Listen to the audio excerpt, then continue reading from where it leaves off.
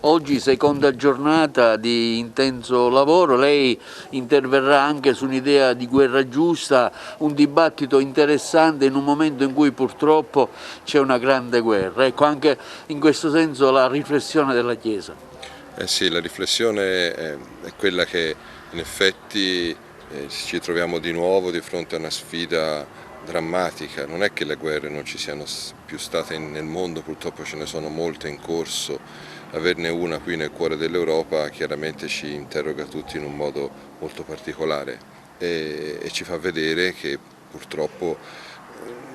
la sfida di rispondere a questi conflitti ci richiama tutti alle cose essenziali, cioè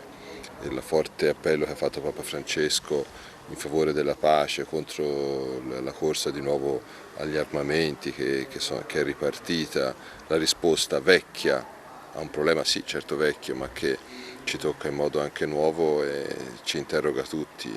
e quindi purtroppo sì, vediamo che le strade nuove del prenderci cura gli uni degli altri, del creare la possibilità per tutti di vivere su questa terra in modo pacifico e solidale. Stamani si parlava tanto di solidarietà, di compassione, di questo scoprire anche questi nostri sentimenti, va richiamata con forza, sperando che con la convinzione, sperando che le nuove generazioni soprattutto la colgano nella loro bellezza, nella sua verità e nel suo futuro, perché noi in questo modo, con queste risposte tradizionali di bombe, armamenti e violenza e contrapposizioni sempre più forti, non stiamo facendo altro che ripetere scelte e soluzioni vecchie che non Si parla poco di pace, si parla poco di mediazione, si parla invece pochissimo di incrementare l'invio delle armi. Sì, è proprio diventato un confronto sempre più fatto di armi e poco di altro e questo fomenta l'odio e purtroppo semina anche conflitto, pregiudizi e quindi purtroppo ci sono tante ferite che ora si stanno producendo e che verranno sì certo piano piano guarite ma con tanta fatica, quindi dobbiamo imparare a usare un altro linguaggio. Ma il vero problema che si pone è il mistero dell'uomo, poiché questa guerra per noi scoppiata all'improvviso ci ha messo davanti la possibilità di distruggere la terra di colpo, decisione affidata a un solo uomo che si permette l'uso di dire: vi condanno a 10 a 15 anni di carcere se voi permettete di chiamare questo guerra. Siamo davanti a un problema sul mistero dell'uomo. I giovani è bene che scandaglino questo mistero perché sono arrivati al limite di un burrone e hanno bisogno di guardare con chiarezza alla vita, al senso della vita e a scoprire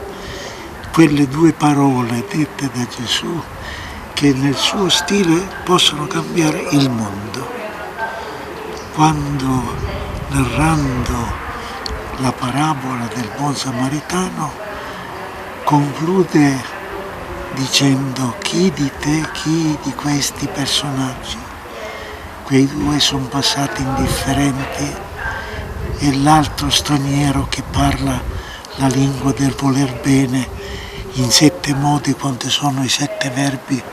di quella parabola, si commosse, si chinò, versò il vino e l'olio. Ecco, le poche parole che furono la risposta: chi di te è stato il prossimo per l'uomo incappato, e quello rispose: chi ha avuto misericordia.